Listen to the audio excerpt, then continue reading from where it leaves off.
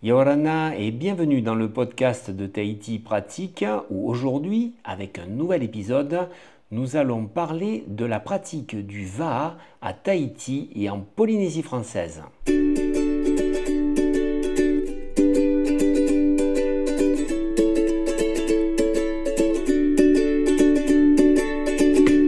Vous connaissez bien sûr Tahiti, qui est le berceau de la culture polynésienne et qui est mondialement connu pour ses paysages paradisiaques, sa richesse culturelle et ses traditions ancestrales.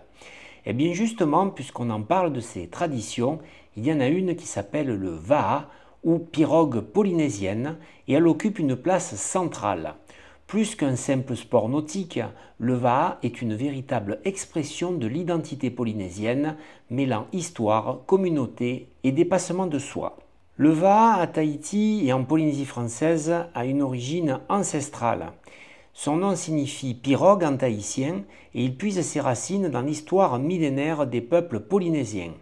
Ces embarcations étaient autrefois utilisées pour la navigation interinsulaire, permettant aux ancêtres polynésiens de découvrir et peupler les innombrables îles du Pacifique. Symbole de courage et de résilience, le va'a illustre la connexion profonde des Polynésiens à l'océan, source de vie et d'émerveillement. Ce sport est d'ailleurs devenu universel. Au fil des siècles, le va'a a évolué pour devenir un sport nautique incontournable. C'est ainsi qu'à Tahiti, la compétition est ancrée dans les valeurs de respect, de solidarité et de persévérance. D'ailleurs, les courses de va'a attirent aujourd'hui des centaines de participants et des milliers de spectateurs. Parmi elles, la mythique Avaiki Nui Va'a, qui relie Huaine, Raiatea, Taha'a et Bora Bora, est considérée comme l'événement phare du calendrier sportif polynésien. En outre, si vous êtes dans les îles sous le vent entre le 29 octobre et le 1er novembre de l'année 2025, je vous conseille vivement de ne pas louper ce spectacle haut en couleur. Le va'a, c'est avant tout de la technique et de l'esprit d'équipe. Il se pratique dans des embarcations équipées d'un balancier appelé ama pour la stabilité. La synchronisation des rameurs guidés par le pépérou placé à l'arrière est essentielle pour atteindre des performances optimales. Les va'a les plus courants sont des 6 places, on les appelle des V6, mais il existe aussi des V1 et des V2. Les V3 et V4 sont excessivement rares et les V12 sont réservés à certaines compétitions ou animations.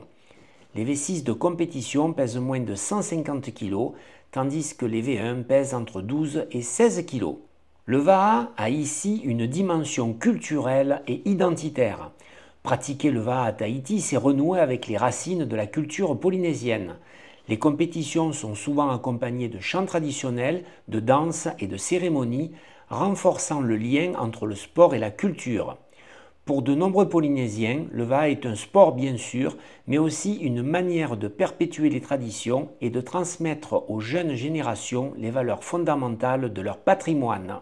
Le va'a a aussi un impact sur le tourisme et l'économie locale, car il joue également un rôle clé dans le développement touristique et économique de Tahiti et de ses îles. Car les compétitions attirent des visiteurs du monde entier venus admirer la beauté des paysages tout en découvrant la culture locale. De plus, les artisans locaux profitent également de cette vitrine pour mettre en avant leurs créations, allant des pirogues traditionnelles aux souvenirs inspirés de l'univers du va'a. Et quid du va'a et de l'environnement ? Eh bien, en tant qu'activité étroitement liée à la nature, le va'a sensibilise les Polynésiens et les visiteurs à la préservation de l'environnement marin. En conséquence, les initiatives écologiques sont de plus en plus intégrées aux événements sportifs, mettant en avant la nécessité de protéger l'océan, vital pour le va'a et pour la culture polynésienne dans son ensemble. En conclusion, je dirais que le va'a, avec son mélange unique de tradition, de sport et de communauté, incarne l'essence même de Tahiti et de ses îles. En tant que discipline universelle et emblème culturel, il continue d'unir les générations et les peuples autour des valeurs de respect, de dépassement de soi et d'amour pour l'océan. Ainsi, Tahiti, grâce au va'a, rayonne bien au-delà de ses eaux turquoises en partageant avec le monde un fragment de son âme polynésienne. C'est un véritable héritage vivant et j'espère que vous aurez l'occasion d'en découvrir la pratique lors de votre séjour au paradis sur Terre.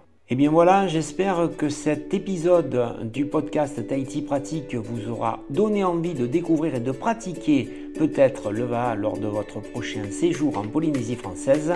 Il est temps pour moi de me retirer sur la pointe des pieds, d'aller chercher ma rame et d'aller faire un petit tour avec mon Va'a sur le lagon de Tahiti. Je vous donne rendez-vous à très bientôt pour un nouvel épisode du podcast Tahiti Pratique. N'oubliez surtout pas que vous pouvez aussi me retrouver sur ma chaîne YouTube Tahiti Pratique ainsi que sur le blog tahiti-pratique.com. Nana les amis et à très bientôt.